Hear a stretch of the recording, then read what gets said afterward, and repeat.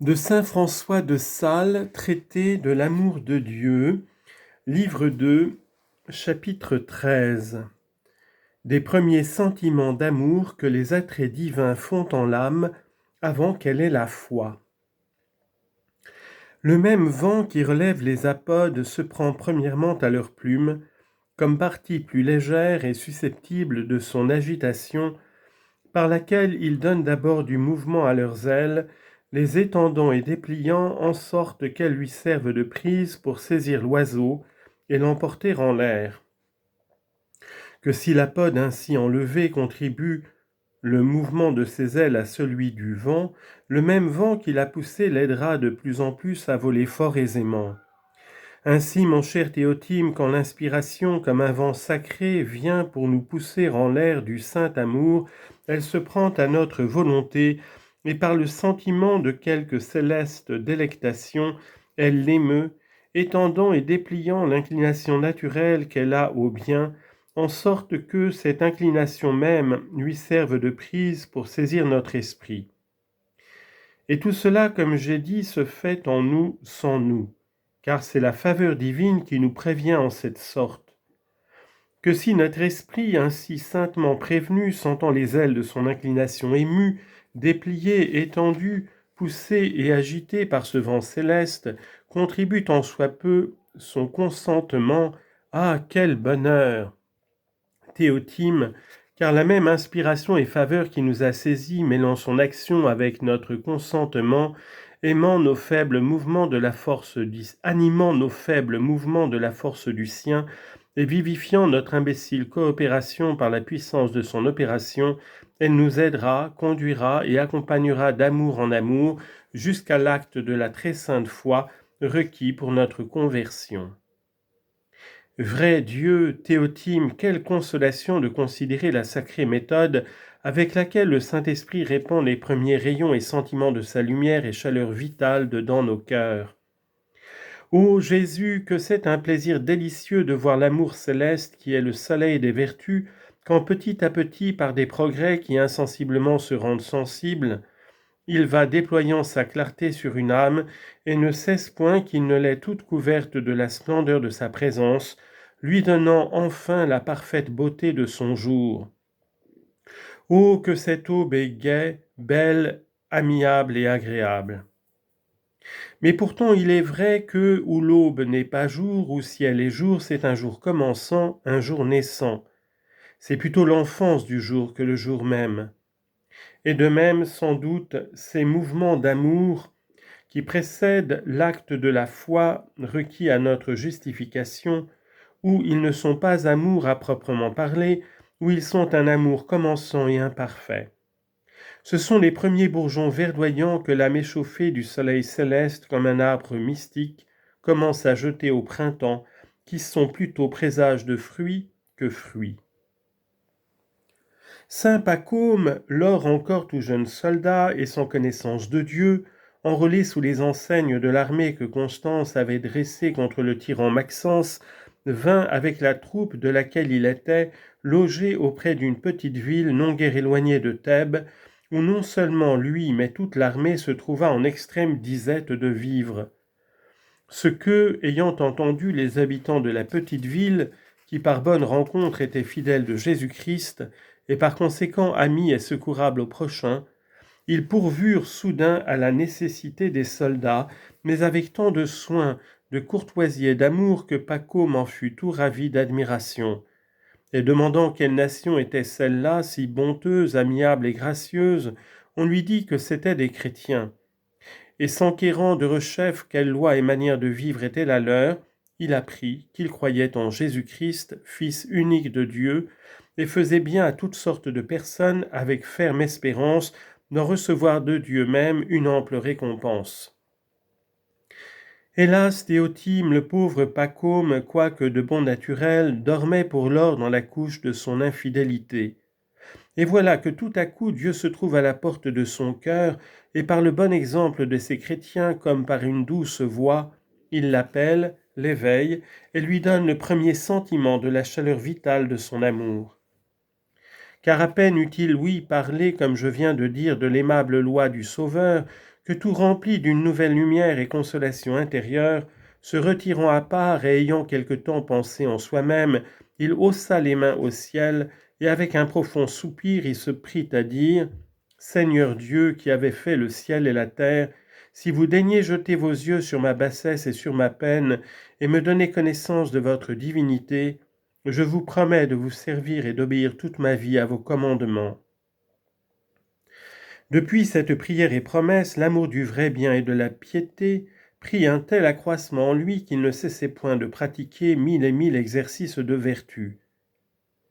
Il m'est avis certes que je vois en cet exemple un rossignol qui, se réveillant à la prime aube, commence à se secouer, s'étendre, déployer ses plumes, voleter de branche en branche dans son buisson, et petit à petit gazouiller son délicieux ramage.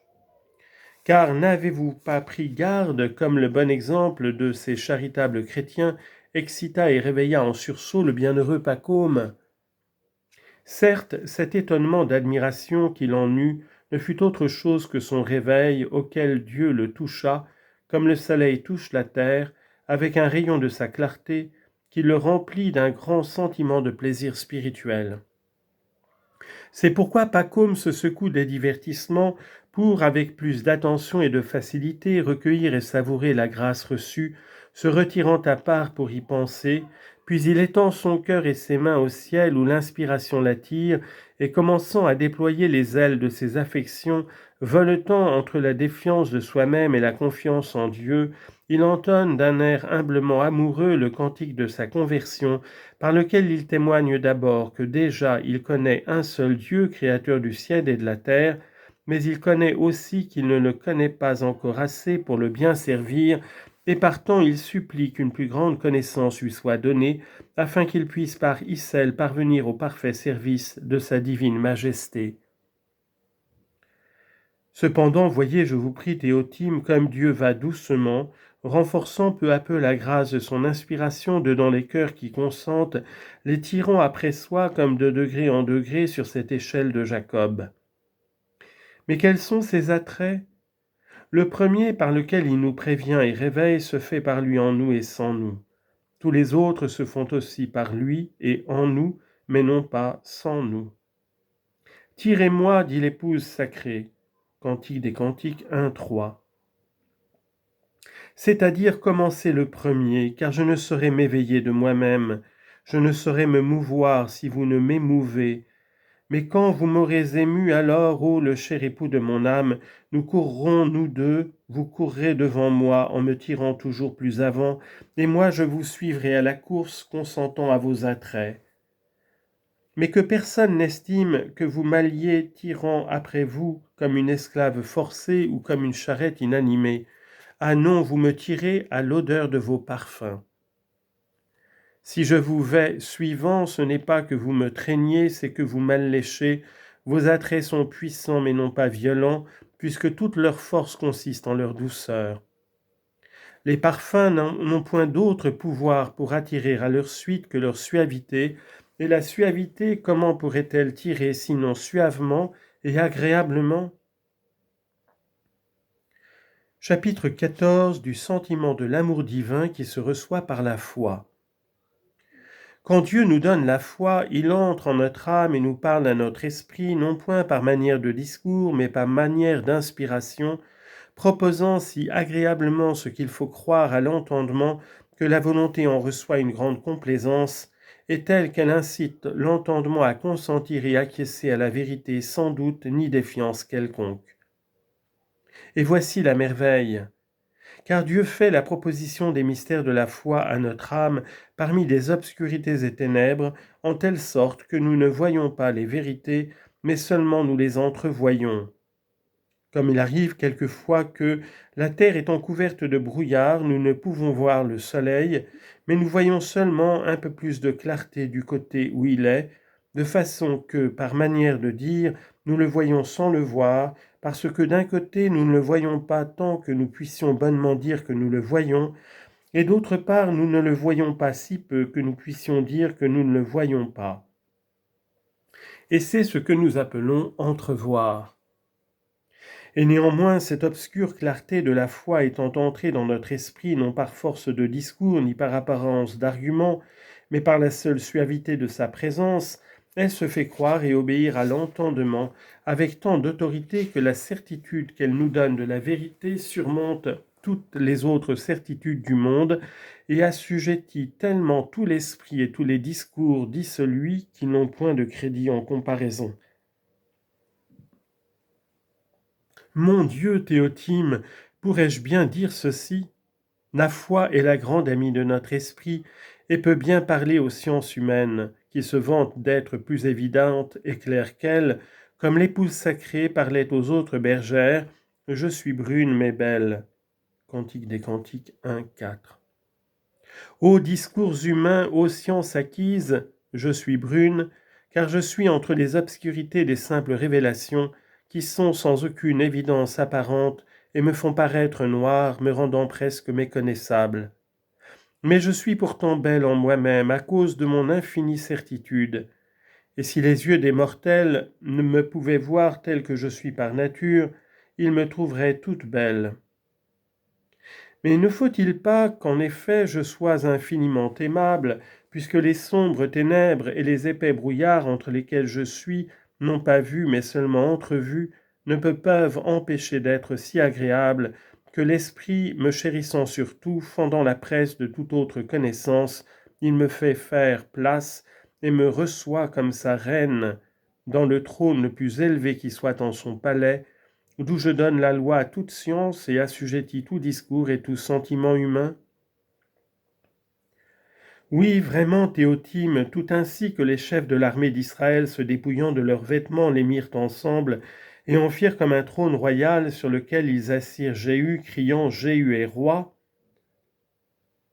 4 Rois 9, 13. De même, à l'arrivée de la foi, l'esprit se dépouille de tout discours et argument, et les soumettant à la foi, il la fait asseoir sur Isseux, la reconnaissant comme reine, et crie avec une grande joie « Vive la foi !» Les discours et arguments pieux, les miracles et autres avantages de la religion chrétienne la rendent certes extrêmement croyable et connaissable, mais la seule foi la rend crue et reconnue, faisant aimer la beauté de sa vérité et croire la vérité de sa beauté par la suavité qu'elle répand en la volonté et la certitude qu'elle donne à l'entendement. Les Juifs virent les miracles et ouïrent les merveilles de notre Seigneur, mais étant indisposés à recevoir la foi, c'est-à-dire leur volonté n'étant pas susceptible de la douceur et suavité de la foi, à cause de l'aigreur et malice dont ils étaient remplis, ils demeurèrent en leur infidélité. Ils voyaient la force de l'argument, mais ils ne savouraient pas la suavité de la conclusion, et pour cela ils n'acquiesçaient pas à la vérité.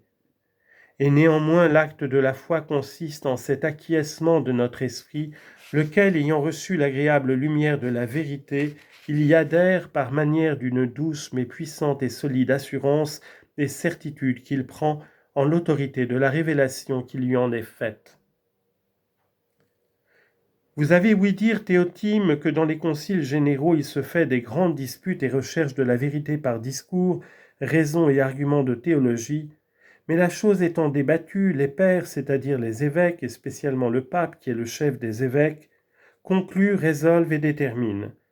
Et la détermination étant prononcée, chacun s'y arrête et y acquiesce pleinement, non point en considération des raisons alléguées en la dispute et recherche précédente,